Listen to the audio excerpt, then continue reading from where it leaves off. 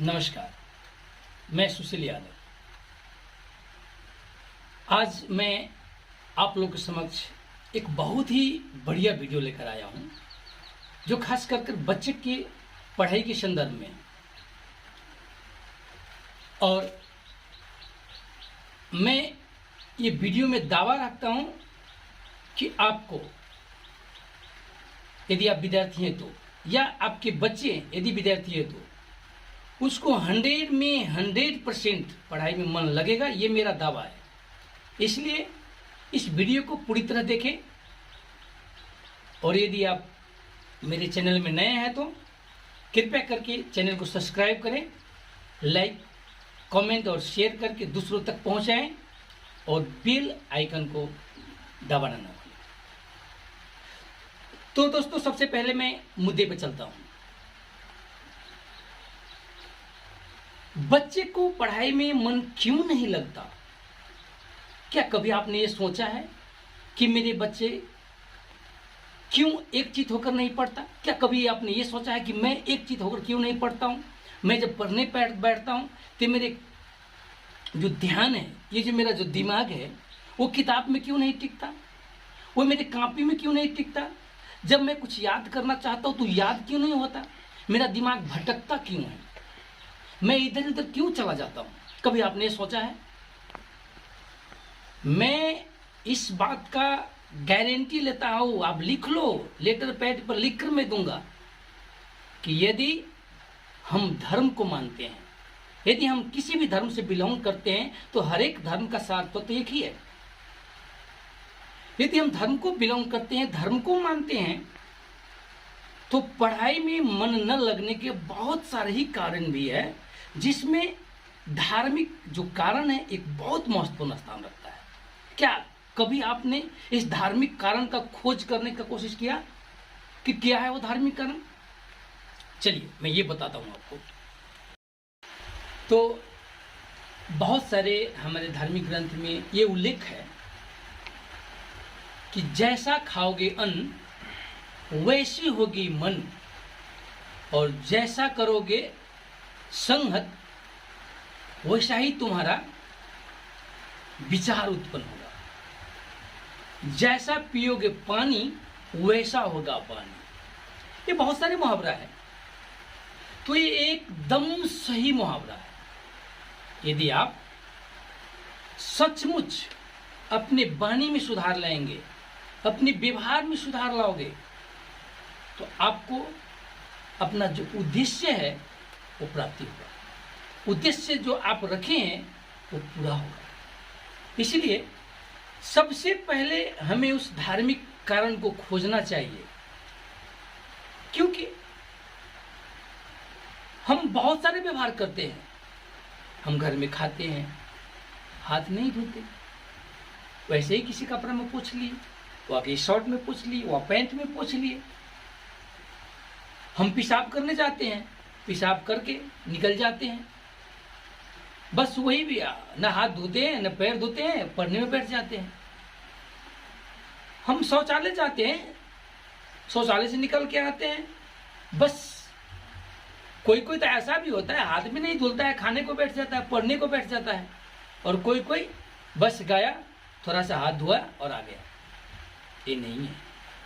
इससे आप में अशुद्धि उत्पन्न होती है, और जब आप में अशुद्धि उत्पन्न होगी तो बुद्धि कहां से होगी? जब तक आप में अशुद्धि होगी बुद्धि नहीं आ सकती, और जब तक आप में बुद्धि नहीं आएगी एक चित नहीं होगी।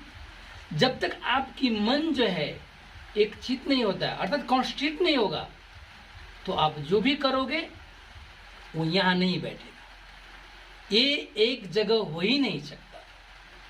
इसलिए सबसे पहले मैं 3-4 टिप्स देता हूं आप लोगों को। ये करना है, यदि आपको कुछ करना है, कुछ बनना है, अपने आप को पढ़ाई में ध्यान लगाना है, तो ये टिप्स को आपको आत्मसात करना होगा, सदैव व्यवहार में लागू करना होगा। तो सबसे पहले आपको क्या करना है, प्रत्येक सुबह 4 और 5 के बीच में अपना बिस्तर छोड़ देना है।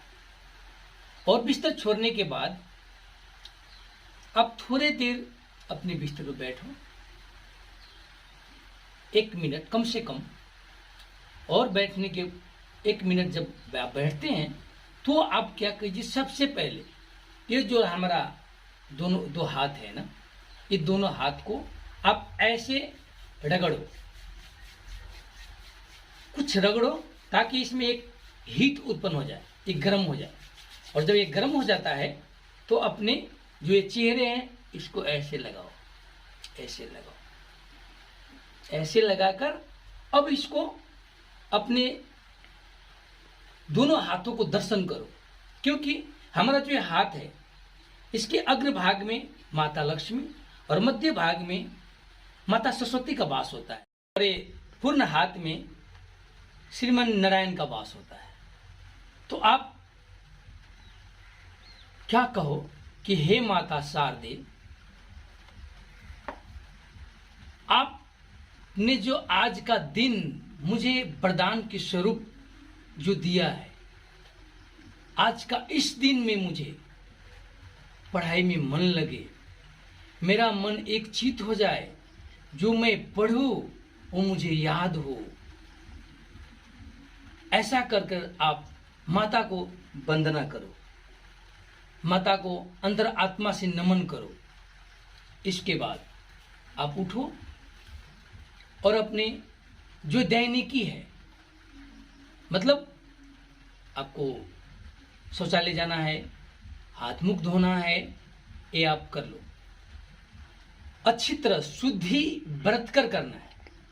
इसके बाद आप आओ, 1 गिलास ठंडा पानी पी लो, और पीने के बाद आप पढ़ने बैठ जाओ। जब पढ़ने आप बैठोगे तो स्वाभाविक है, पहले से भटका हुआ मन, आज मैंने माता को प्रणाम किया और पढ़ने बैठ गया तो सारी की सारी बात दिमाग में आ जाएगी, ऐसी तो होगा नहीं।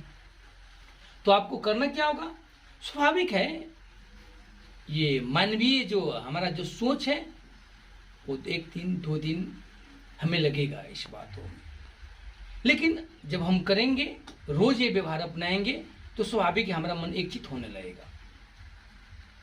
तो ऐसे आप पहले हिसाब से आपको पढ़ना है। और दूसरी बात मैं आपको ये बता रहा हूं कि आप क्या करो, वास्तु का भी पढ़ाई में बहुत महत्वपूर्ण स्थान है। क्योंकि आप घर के किस स्थान में बैठ रहे हो, किस और अपना मुख कर बैठकर पढ़ रहे हो, पढ़ाई का जो आपका रूम है किस दिशा में है, ये बहुत महत्वपूर्ण स्थान रखता है। इसलिए आपको क्या करना है, सबसे पहले कि अपने जो पढ़ाई का कक्ष है, अर्थात जिसे हम अध्ययन कक्ष कहते हैं, स्टडी रूम कहते हैं, वो स्टडी रूम या अध्ययन कक्ष जो है से वो हमारे घर का ईशान कोण में होना चाहिए। ईशान कोण का मतलब पूर्व और उत्तर जो कोण है, उस दिशा में जो रूम बनी है, उस रूम को आप अपना अध्ययन कक्ष बनाइए। और जहां आप बैठे हो, यदि आपका बिस्तर है तो बिस्तर पे एकदम अच्छी से सफाई कर लो, अपने तन को मिला लो, और पूर्व दिशा में बैठकर, संभव हो तो पूर्व दिशा में बैठकर, नहीं तो उत्तर दिशा में भी बैठ सकते हैं, बैठकर पढ़ो। या आपके घर में टेबल या कुर्सी है तो पूर्व या उत्तर दिशा की ओर अपने मुख कर कर आप कुर्सी पर बैठकर, टेबल पर किताब रखकर आप पढ़ना शुरू करो। जो पढ़ोगे याद होगा, जो लिखोगे दिमाग में रहेगा, इसमें कोई शंका नहीं है। बस तो और इसी प्रकार जब आप पढ़ते जाओगे तो क्रमशः आपका 2 दिन, 4 दिन, 10 दिन, और इसी तरह कुछ दिन में ही आपको ध्यान लगने लगेगा। आप जो भी पढ़ोगे याद होगा। आप व्यवहार को आत्मसात करो। आज के लिए धन्यवाद। मैं ऐसा इंटरेस्टिंग और मोटिवेशनल वीडियो लेकर आप लोगों के समक्ष फिर आऊंगा। नमस्कार।